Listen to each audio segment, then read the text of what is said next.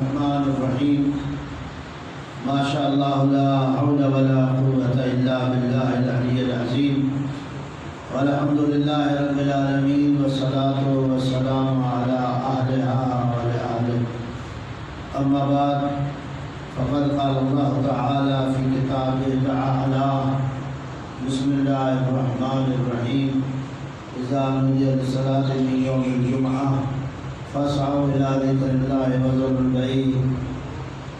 جمعے کے دوسرے خطبہ کے عنوان پر قرآن مجید فرقان حمید سورہ جمعہ کی یہ آیت جو نماز جمعہ کے حوالے سے آپ کے سامنے تلاوت کی ہے، جس میں اللہ رب العزت کا یہ ارشاد یا ایھا الذین آمنوا اذا نودی للصلاۃ من یوم الجمعہ، اے صاحبان ایمان جب تمہیں نماز جمعہ کے لیے بلایا جائے فاسعوا الی ذکر اللہ، اللہ کے ذکر کی طرف بڑھتے چلے آؤ، وذروا البیع،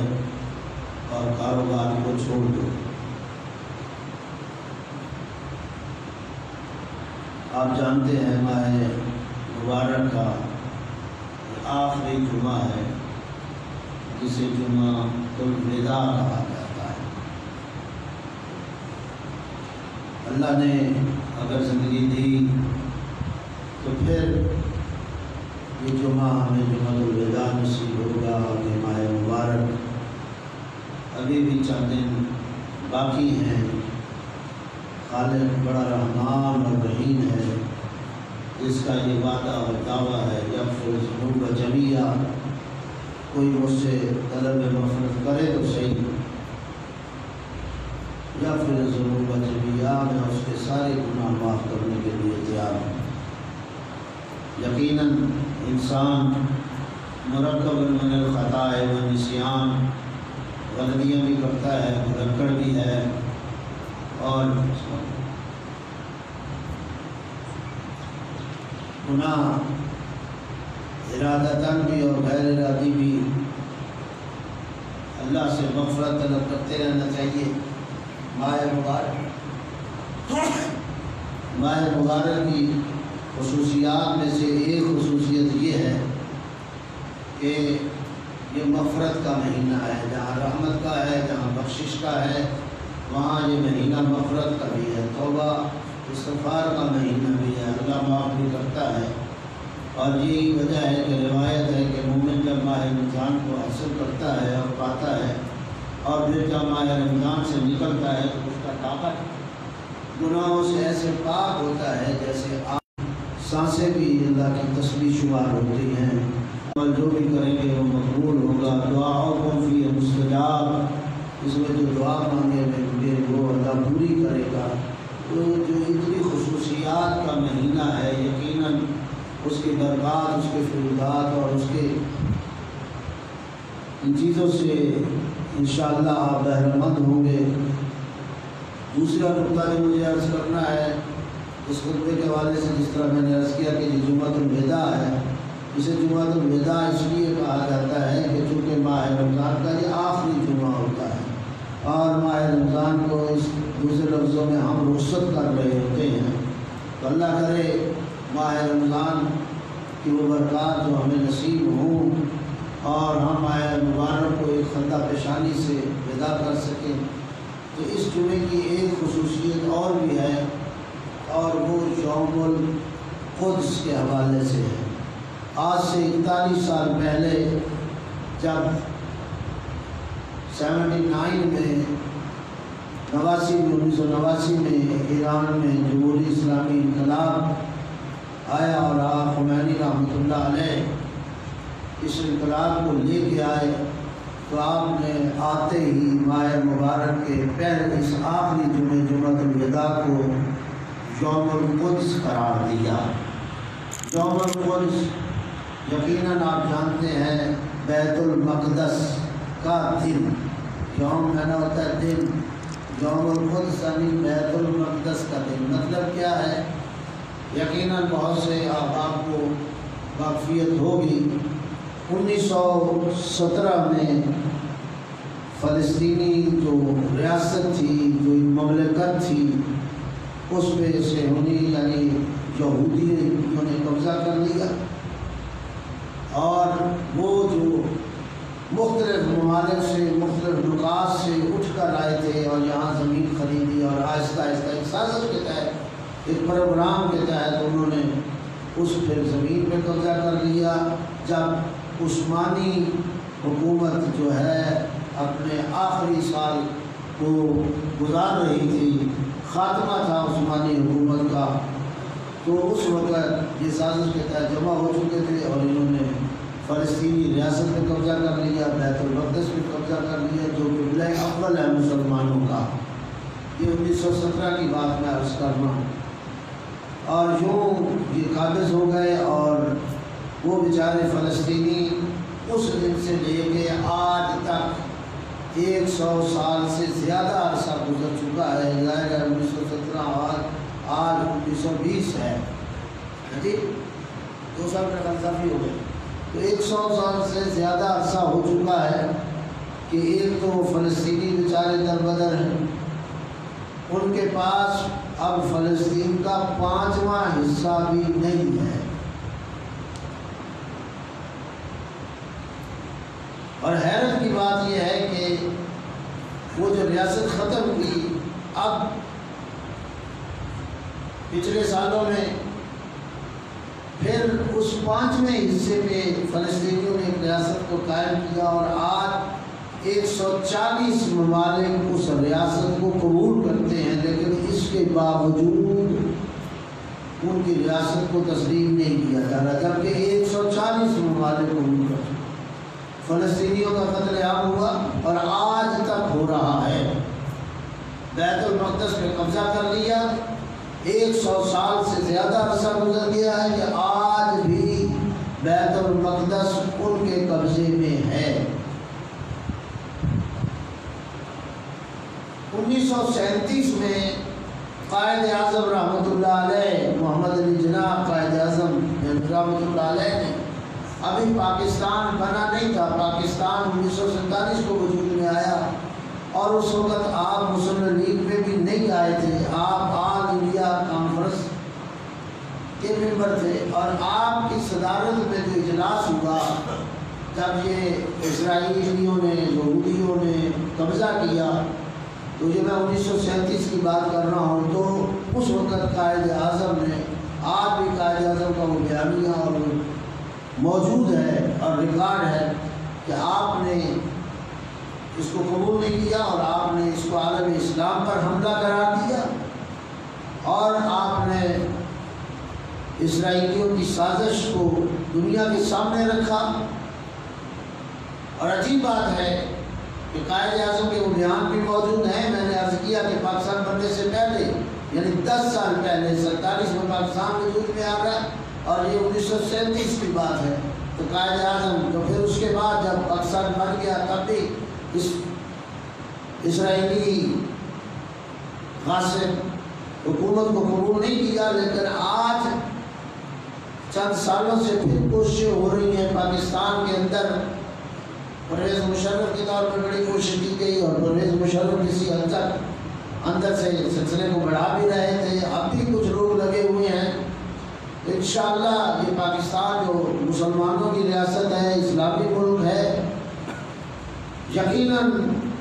یہ اسلامی ریاست اور اس کے اندر بسنے والے مسلمان کبھی اجازت نہیں دیں گے کہ اسرائیلی ریاست کو قبول کیا جائے۔ یقیناً تمام مسلمان متفق ہیں اور ایک آواز ہے فلسطینیوں کے ساتھ، اور اس وقت تک یہ جنگ جاری رہے گی۔ آقا خمینی رحمۃ اللہ علیہ کے کہنے کے مطابق جب تک قبلہ اول بیت المقدس آزاد نہیں ہوتا، اور اس کا آزاد کرانا اتنا مشکل بھی نہیں ہے۔ اگر زر خرید غلام مسلمان جو ہیں وہ اگر غلامی سے باہر نکل آئیں، تو آقا خمینی نے ایک بڑی مثال چھوٹی سی دی تھی کہ اگر مسلمان اکٹھے ہو کر ایک بالٹی بھی پانی کی ڈالیں تو یہ اسرائیل نابود ہو جائے گا۔ تو بہرحال آقا خمینی رحمۃ اللہ علیہ تشریف لائے 1989 میں، تو یہ آپ نے اس مسئلے کو ایک عالمی مسئلہ بنایا۔ آپ نے ماہ رمضان کا آخری جمعہ یوم القدس قرار دیا، اور دنیا میں ایران نے اور اسلامی انقلاب ایران نے دنیا بھر میں جہاں جہاں مسلمان تھے اس بیت المقدس کی تحریک کو اجاگر کیا اور لوگوں کو آشنا کرایا۔ حالانکہ یہ آپ کے علم میں ہونا چاہیے اور یہ آپ کو یاد ہونا چاہیے کہ فلسطینی سارے کے سارے اہل سنت ہے، وہاں کوئی شیعہ نہیں ہے۔ اس کے باوجود فلسطینیوں کے حق میں اگر آواز اٹھائی ہے تو شیعوں نے اٹھائی۔ رہبر عظیم حضرت آیت اللہ رضویٰ خمینی رحمۃ اللہ علیہ نے اس آواز کو بلند کیا پوری دنیا میں، اور الحمدللہ آج اسے 41 سال ہو چکے ہیں، نصف صدی ہونے کو ہے، اور یہ تحریک اب اپنے زوروں پہ ہے۔ اور اب الحمدللہ باقی مذاہب اسلامی اور مکاتب اسلامی بھی اس پر زور دینے لگے ہیں۔ چند سال ہوئے ہم چیز کہتے رہے ہیں، اور الحمدللہ اب آہستہ آہستہ دوسرے مسلمان متوجہ ہو رہے ہیں کہ یہ کوئی تشیع کا مسئلہ نہیں ہے، یہ شیعت کا مسئلہ نہیں ہے، فقط تشیع نے جو آواز اٹھائی ہے یہ تمام مسلمانوں کا ہے۔ اور پھر فلسطین سارے کے سارے غیر شیعہ ہیں، لیکن ان کی نصرت کے لیے، ان کی مدد کے لیے، ان مظلوموں کی حمایت کے لیے کے حوالے سے ہیں۔ آپ بھی جانتے ہیں، ہم بھی، ہر شرعی ذمہ داری ہے، یہ آپ کی اخلاقی ذمہ داری ہے، یہ آپ کی عقلی ذمہ داری ہے۔ ایک تو ہمارا قبلہ اول ہے، اس لیے ہماری ذمہ داری ہے کہ ہم اسے آزاد کرائیں۔ وَمَن يُعَظِّمْ شَعَائِرَ اللَّهِ فَإِنَّهَا مِن تَقْوَى الْقُلُوبِ، شاعر الہی میں سے ہے۔ اور دوسری یہ غاصب حکومت ہے، یہ غاصب لوگ ہیں، ان سے آزاد کرانا یہ بھی شرعی ذمہ داری ہے، اخلاقی ذمہ داری ہے۔ اور پھر مظلوم قوم فلسطینی جو اس وقت سے کٹ اور مر رہے ہیں، جن کی 2 نسلیں اب ختم ہو چکی ہیں، تیسری نسل وجود میں آ چکی ہے، اور انہیں دربدر کر دیا گیا۔ اگر آج سے 100 سال پہلے کا نقشہ آپ اٹھا کے دیکھیں تو آپ کو دکھائی دے گا فلسطینی ریاست کتنی بڑی ریاست تھی، کتنی بڑی حکومت تھی، لیکن اس اسرائیلی اور ان یہودیوں نے قبضہ کیا، اور آج 5واں حصہ بھی ان کے ہاتھ میں نہیں ہے۔ اس لیے سب کو مل کے آواز اٹھانی چاہیے۔ جلوس نکل رہے ہیں، اور الحمدللہ پاکستان کے اندر بھی ہماری جو بھی قیادت رہی، چاہے وہ مفتی جعفر صاحب اللہ کی قیادت تھی، چاہے شہید عالم حسین حسینی رحمۃ اللہ علیہ کی قیادت تھی، اور چاہے آج موجودہ قیادت حضرت آیت اللہ سید ساجد علی نقوی صاحب اللہ مدد اللہ العالی،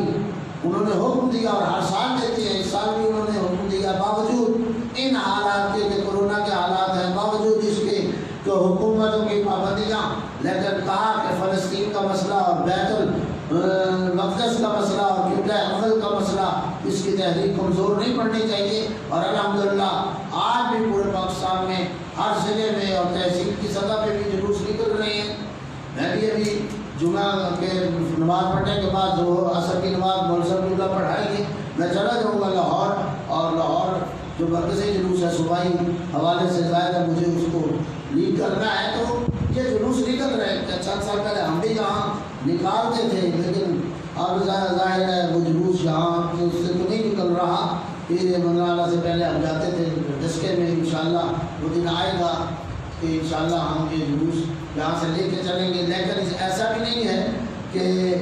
ہم ہر سال خطبہ دیتے ہیں، لوگوں کو متوجہ کرتے ہیں گاہے بگاہے، اور چونکہ ذمہ داری ہے اس لیے مجھے وہاں جانا پڑتا ہے، اور پیچھے ظاہر ہے اس سلسلے کو بھی آگے بڑھانے کے لیے کوئی فرد کی ضرورت ہوتی ہے جو ان سلسلوں کو آگے لے کے جائے۔ بہرحال یہ ایک بات علیحدہ ہے جس پہ ڈسکس کی ضرورت ہے یا سمجھنے کی ضرورت ہے، اور وہ آپ سمجھ رہے ہوں گے کیا وجہ ہوئی۔ بہرحال مسلم فلسطینیوں کی حمایت میں اور قبلہ اول کی آزادی کے لیے مسلمانوں کو ہر ممکن کوشش کرنی ہے تاکہ یہ جلد سے جلد قبلہ اول آزاد ہو جائے، اور ہم پھر اس کی زیارت کر سکیں، اور یہ فلسطینی ریاست پھر آباد ہو، اور اسی طریقے سے یہ مسلمان بیچارے جو چکی میں پس رہے ہیں، جن کی قتلیں ذبح ہو رہی ہیں، کٹ رہی ہیں، آپ دیکھ رہے ہیں کہ ٹینک چڑھاتے ہیں، مختلف بند گاڑیاں چڑھا دیتے ہیں توپوں سے، اور لیکن ان بیچاروں کے پاس کیا ہے، وہ ایک پتھروں کی جنگ کر رہے ہیں، وہ ایک گلیل کی جنگ، اگر آپ نے ٹی وی کو دیکھا ہو وہ بیچاری کیا ہے ان کے پاس؟ خواتین کے ساتھ جو تشدد ہو رہا ہے، بچیوں کے ساتھ جو تشدد ہو رہا ہے، عورتوں کے ساتھ جو زیادتی ہو رہی ہے، معصوم بچوں کو، دودھ پیتے بچوں کو قتل کر دیا جاتا ہے، خواتین کی عصمت دری کی جاتی ہے، ان کے پردے اور انہیں قتل کر دیا جاتا ہے، سڑکوں پہ کوئی روکنے والا نہیں ہے، کوئی ٹوکنے والا نہیں ہے۔ ان هذه امت واحدہ، جب یہ امت ایک امت ہے تو کل جسد الواحد، تو پھر کیا وجہ ہے کہ وہاں اتنی لاشیں گریں اور اتنے مسلمان مرد اور خواتین کٹیں اور یہاں ہمیں تکلیف نہ ہو؟ اگر بدن کے ایک حصے میں تکلیف ہو جائے، ایک جز کٹ جائے تو پورے بدن کو تکلیف ہوتی ہے، اور اگر امت مسلمہ کل جسد الواحد ایک جسم کی طرح ہے تو پھر فلسطین کی تکلیف کا بھی ہمیں احساس ہونا چاہیے، کشمیر کے مسلمانوں کا بھی ہمیں احساس ہونا چاہیے، کشمیر کے علاوہ ہندوستان کے اندر جو آج مودی سرکار جو بربریت اور ظلم و بربریت کا پہاڑ ڈھا رہی ہے اور مسلمانوں کو وہاں تہتے کیا جا رہا ہے اور مسلمانوں کو جس طرح کاٹا جا رہا ہے، بچے بوڑھے مرد جوان، جو آپ دیکھ رہے ہوں گے ٹی وی پہ اور سوشل میڈیا پہ بھی، ہندوستان میں جو کچھ ہو رہا ہے ہمیں آواز اٹھانی چاہیے۔ برما میں جو کچھ ہو رہا ہے، بنگلہ دیش میں جو کچھ ہو رہا ہے، ہمیں نظر رکھنی چاہیے کہ دنیا کے مسلمان جہاں جہاں مسلمان موجود ہیں ان کے ساتھ کیا ہو رہا ہے، اور ان کے حالات سے باخبر، پہلی بات ہوتی ہے باخبر ہونا ضروری ہے، اور پھر جو ممکن ہو سکے اس سلسلے کو آگے لے کے بڑھنے کی ضرورت ہے۔ تو یہ دوسرا نقطہ تھا میرے اس خطبے کا حصہ۔ تیسرا نقطہ جو میں عرض کرنا چاہتا ہوں آپ کی خدمت میں،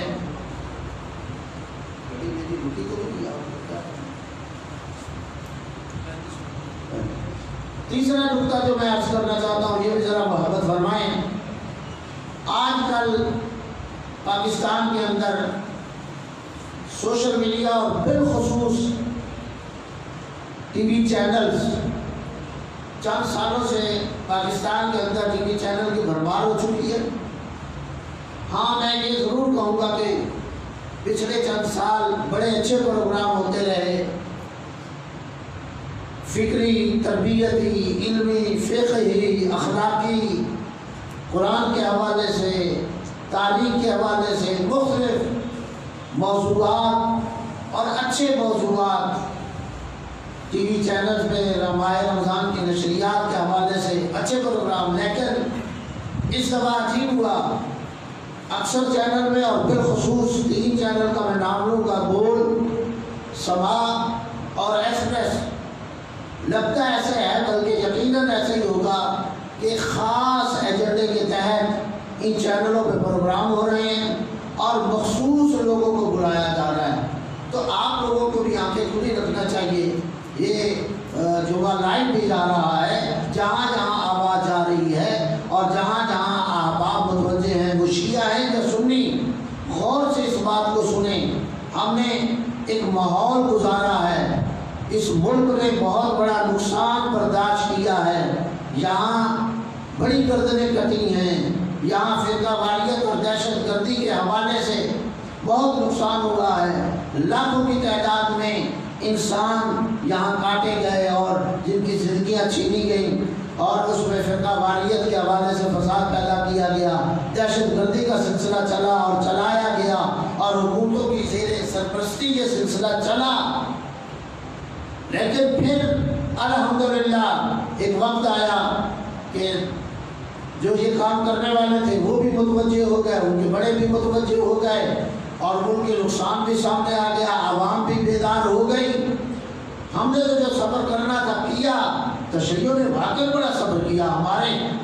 لاکھوں لوگ مرے ہیں، ہمارے لاکھوں لوگ کاٹے گئے ہیں، ایک ایک دن میں 100 جنازے ہم نے اٹھائے ہیں، لیکن یہ ہماری قیادت کی بردباری تھی یا ان کی حکمت اور دانائی تھی، یا ہماری قیادت کا صبر تھا اور شیعہ قوم کا صبر تھا، اور ان کے لیے تربیت کا کہ جواب بالمثل نہ دیا گیا، عید کا جواب پتھر سے نہیں بلکہ صبر اور دانائی اور حکمت کے ساتھ۔ یہی وجہ ہے کہ آج جب وہ دور ہٹا اور آج جو حالات پیدا ہوئے ہیں، جن لوگوں نے یہ کام کیے تھے، گردنیں کاٹی، فرقہ واریت کو بڑھایا، دہشت گردی کو بڑھایا، آج وہ منہ چھپاتے پھرتے ہیں کہ اس ملک کا ہم نے کتنا نقصان کیا ہے، اور اگر سر اٹھا اور سرخ رو اور سفید چہرے کے ساتھ، تو وہ آپ کی قوم ہے ملت تشیع، جنہوں نے قتل کا بدلہ قتل نہیں لیا۔ کیوں؟ ہمارے مذہب کی یہ تربیت ہے کہ ہم ظالم بننا پسند نہیں کرتے، ہمیں تربیت دی گئی ہے کہ مظلوم بن جاؤ، ظالم نہیں بننا، قاتل نہیں بننا، مقتول بن جاؤ۔ ہمیں مقتول بننے کی تربیت ہے، ہمیں مظلوم بننے کی تربیت ہے، ہمیں قاتل اور ظالم بننے کی تربیت نہیں، جس کا نتیجہ آپ نے دیکھا، آپ نے کربلا میں بھی دیکھا، کربلا میں بھی یہی نقشہ تھا کہ کربلا میں مقتول بنے ہیں، کربلا میں مظلوم بنے ہیں۔ وہاں جو ہمارے سامنے کردار آیا ہے وہ مظلومیت کا آیا ہے، وہ مقتول ہے، وہاں قاتل نہیں سامنے آئے، ہم وہاں ظالم کی شکل میں سامنے نہیں آئے۔ اور ہمارا تو درس ہی کربلا ہے، ہمارا تو رہنما ہی کربلا ہے، ہم تو درس ہی کربلا سے لیتے ہیں۔ اور وہی کربلا کا درس پاکستان میں چلا کہ ہم نے اگرچہ ہمارے بچے مارے گئے، ہمارے بوڑھے مرد جوان عورتیں سب گھر برباد ہوئے، نقصان ہوا، کوئی ضلع کوئی صوبہ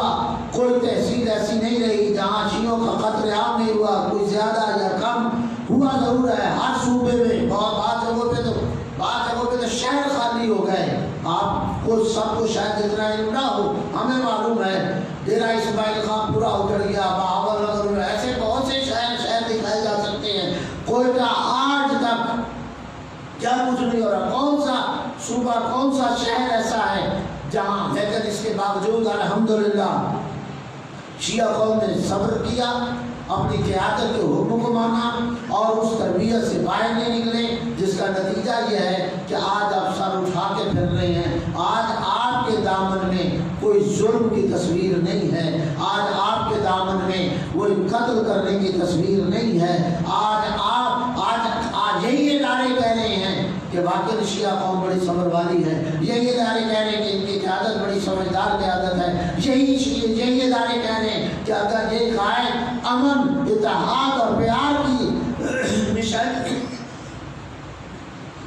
نشانی اور علامت ہے، واحدہ اگر قیادت اتنی بردبار نہ ہوتی تو جو جذبات اس وقت ہماری قوم کے ہوتے تھے، ہمارے نوجوانوں کو تو یہ تھا کہ ان کا جواب پتھر سے دے دیا جائے، اگر وہ ہمارے 10 مارتے ہیں تو ہم ان کے 20 ماریں، لیکن ہمارے بزرگوں نے، علماء نے، بزرگان نے، قیادت نے روکا، اور آج اس کا نتیجہ یہ ہے کہ آج ادارے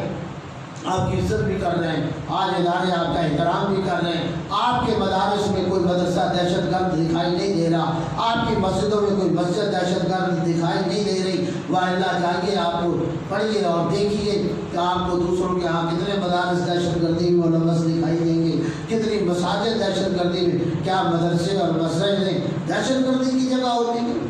اور یہ ابھی جو پچھلے الیکشن گزرے ہیں، اس الیکشن میں چونکہ ہم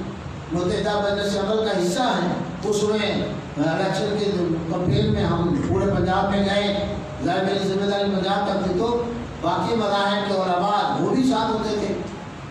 مولانا فضل الرحمان کے، سبی الحق کے، جماعت اسلامی کے، دوسرے کے، نورانی گروپ، سارے ان کے بھی لیڈر ہوتے تھے، اور پھر ظاہر گفتگو پھر ان کے مدرسوں میں جانا، وہ مختلف شہروں میں، تو ظاہر ان کی تعداد اس حوالے سے،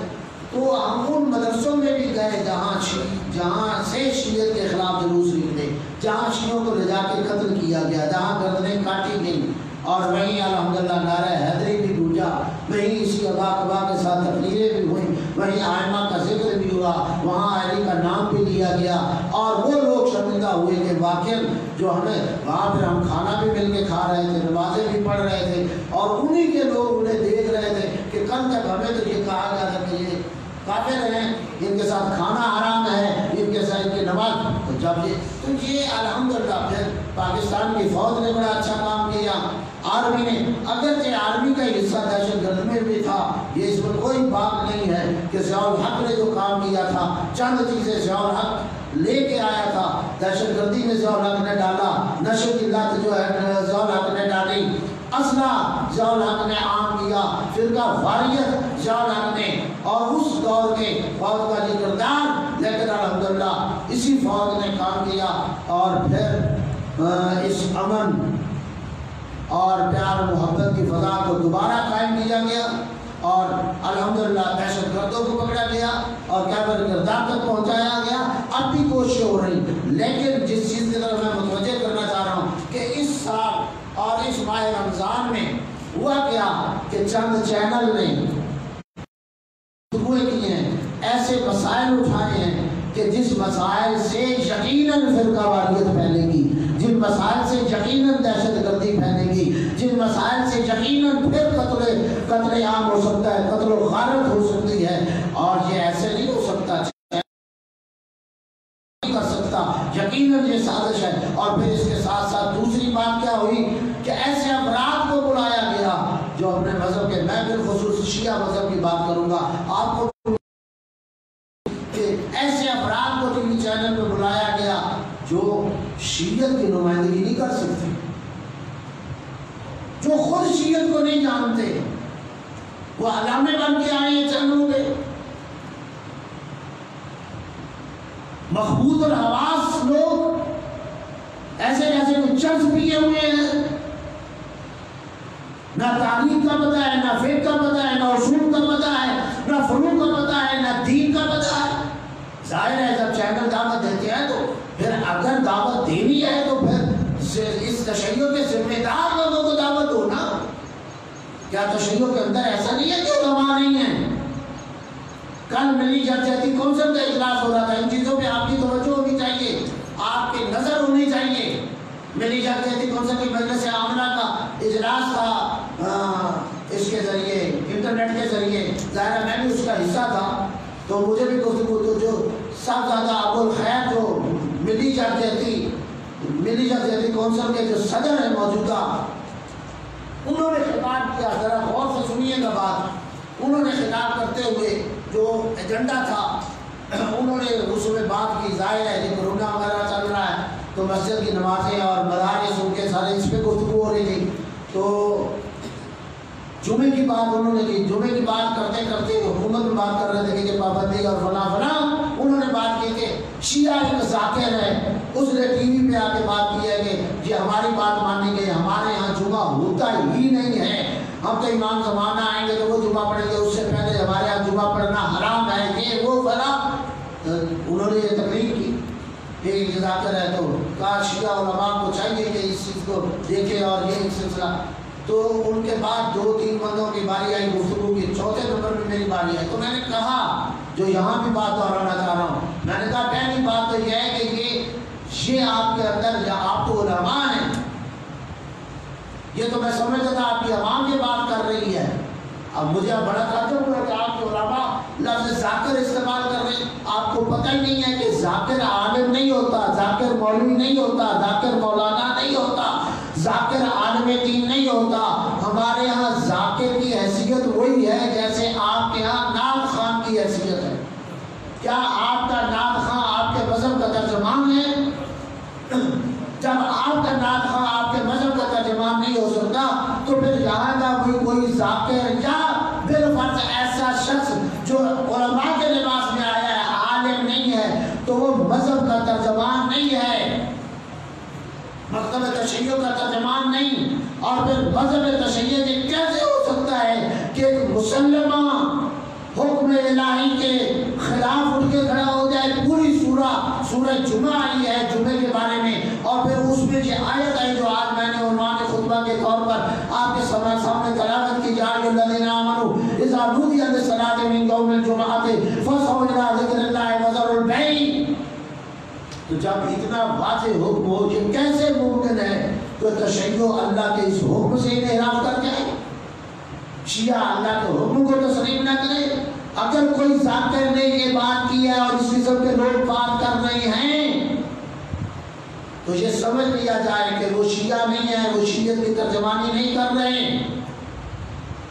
ایک ان سے میں نے بات کی اس میٹنگ میں جو کل 2 بجے سے 4 بجے تک میٹنگ رہی، اور یہاں بھی کہہ رہا ہوں یہ لائیو جا رہا ہے اس لیے کہ جو حضرات سن رہے ہیں، ہم ذمہ دار ہیں، ہماری ذمہ داری ہے ان مسائل کو اٹھانا اور آپ کو بھی سمجھانا۔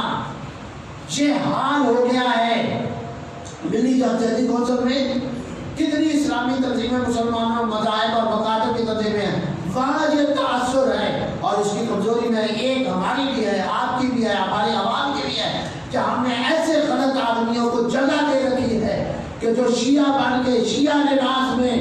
ایسے کفریات اور نفریات، ایسے نظریات شیعت کے ساتھ شیعت کے نظریات نہیں ہیں. میں نے وہاں واضح لفظوں میں کر کے کتاب میں کہا کہ ہمارے شیعہ کے لباس میں نشیری بھی داخل ہوئے ہیں, ہمارے شیعہ کے لباس میں غانی بھی داخل ہوئے ہیں, ہمارے شیعہ کے لباس میں صوفی بھی داخل ہوئے ہیں. اس لیے آپ بھی پہچانی ہیں. ہمارے دوستوں کو بھی, ہماری قوم کو بھی ذمہ داری ہے, ان کی بھی ذمہ داری ہے کہ اپنے ممبر کو پاک کریں, صاف کریں. آپ کے لوگ بھی, آپ کے بچے نوجوان ان لغویات کے شکار ہو رہے ہیں, اس انحرافی عقائد کا شکار ہو رہے ہیں, اور یہ بہت بڑا نقصان ہو رہا ہے. اور انہیں بھی میں نے کہا, جو بات اپنی قوم سے کہہ رہا ہوں, ان سے میں نے دوسرے انداز سے بھی بات کی کہ اگر آپ نے بھی شیعت کو سمجھنا ہے تو دو راستے ہیں. ایک راستہ یہ ہے کہ شیعہ کی منابع کتب جو مسلمہ کتب ہیں, ہر کتاب نہیں شیعت کی ترجمانی کرنے والی, یا ان کتابوں کو پڑھو تاکہ تمہیں شیعت کا پتہ چلے کہ شیعت کیا ہے, یا پھر مکتب تشیع کے ان بزرگوار علماء کی طرف جاؤ جو مسلمہ علماء ہیں,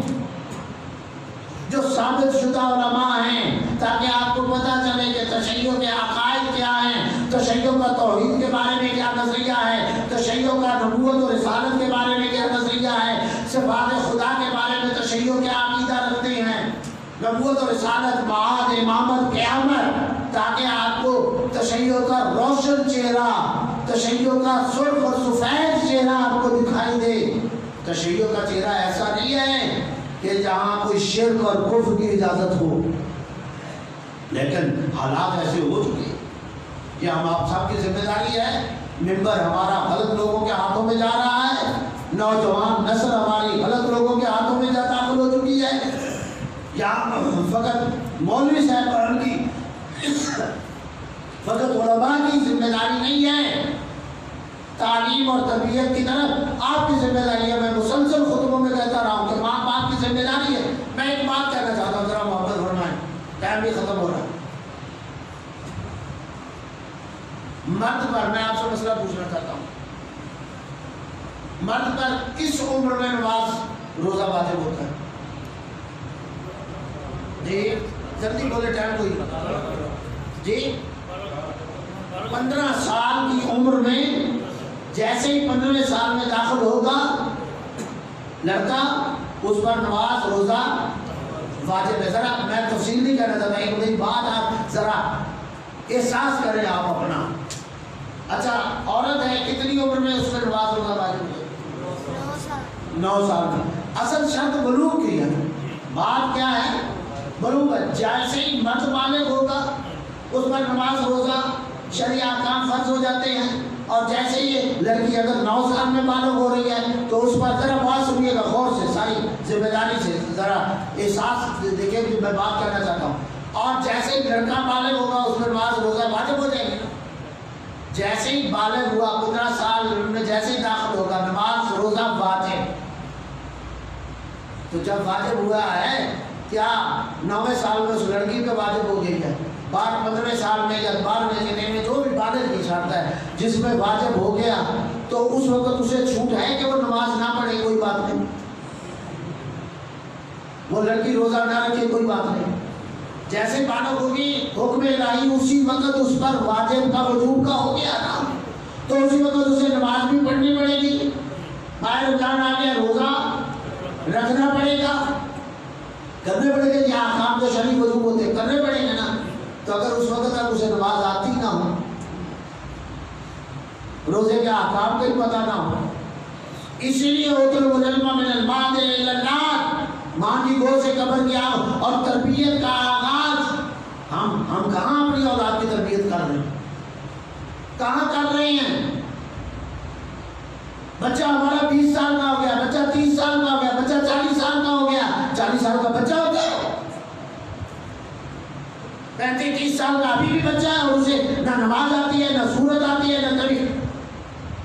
لاکھوں روپے آپ نے BA MA تک بچے اور بچی کے جانے تک آپ نے لاکھوں روپے خرچ کیے ہیں, ٹیوٹر رکھے ہیں, تعلیم فیسیں دی ہیں. کسی کو یہ بھی کوئی خیال ہے کہ میرے بچے کو دین بھی آیا, اس کا بھی میں نے کوئی انتظام کیا؟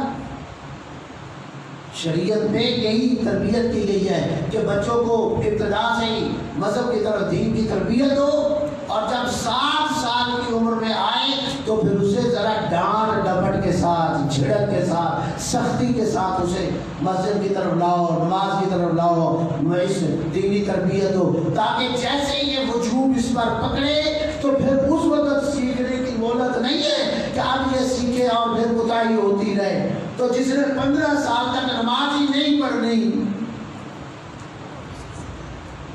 تو پھر اس نے کب پڑھنی؟ جس نے روزے ہی نہیں رکھنا تو پھر کب رکھنا؟ تو اس لیے ذرا اس نقطے کو بھی سمجھیے گا۔ تو میں نے دوستوں ذرا تربیت کی طرف توجہ دو۔ یہ مدرسے نعمت ہیں، یہ 2 مدرسے میں نے کئی دفعہ کہا ہے، آپ جب رات دن جب چاہیں جہاں کے آپ کو مسئلہ آتے ہیں، لوگ مسائل پوچھتے ہیں تو آپ بھی آئیں، اپنے بچوں کو بھیجیں۔ وہ بچیوں کا مدرسہ ہے، وہاں آپ کے خواتین آئیں۔ اب میں یہاں سے کوئی سیرت تو بنا کے نہیں دے سکتا کہ آپ کے گھروں میں بھیجوں اور آپ کے بچے یا آپ کی بچیاں بھی ہیں اور وہ دین کی ہو جائیں گی۔ یہ کفران نعمت ہے، 2 مدرسے آپ کے پاس، لڑکیوں کا بھی لڑکوں کا بھی، اور پھر آپ کی اولاد جاہل رہ جائے اور تربیت نہ ہو تو اس کے جہاں آپ کے بچوں کی ذمہ داری وہاں آپ کی بھی ذمہ داری۔ میں تو کہہ سکتا ہوں نہر کے کنارے بندہ پیاسا مر جائے تو نہر کا قصور ہے، جہاں لاکھوں روپے خرچ کرتے ہو وہاں تھوڑا سا ٹائم نکالو، جہاں تو تمہارے چلو کوئی ڈسکے سے آئے، کوئی دور سے آئے، اس کے لیے تو آپ کو تو 15 والوں کو بھی کوئی پیسہ خرچ کرنے کی ضرورت ہے۔ جب چھٹیاں ہوتی ہیں، چھٹیوں کے موقع پہ اپنے بچوں کو بچیوں کو 2 مہینے مدرسے میں بھیجو تو تاکہ بنیادی تعلیم اور تربیت انہیں مل جائے۔ ہم یہ نہیں کہتے کہ آپ انہیں مولوی بناؤ، آپ انہیں علامہ بناؤ، یہ تو شاید اتنا شوقی کا ہوگا، لیکن کم از کم مدرسے میں اتنا بھیجو تاکہ وہ واجبات سے آگاہ ہو جائیں۔ ایک تو واجبات ادا کر لیں گے، دوسرا یہ ہے کہ یہ جو آج کل ہو رہا ہے ہمارے قوم کے اندر، مذہب کے اندر، کہ غالی، نشیری، صوفی داخل ہو چکے ہیں، ان کا آپ کے بچے شکار نہیں ہوں گے۔ کیوں جہنم میں بھیج کے اپنے بچوں کو جان بوجھ کے خود بھی جا رہے ہیں؟ اللہ آپ کو ہم سب کو یہ توفیق دے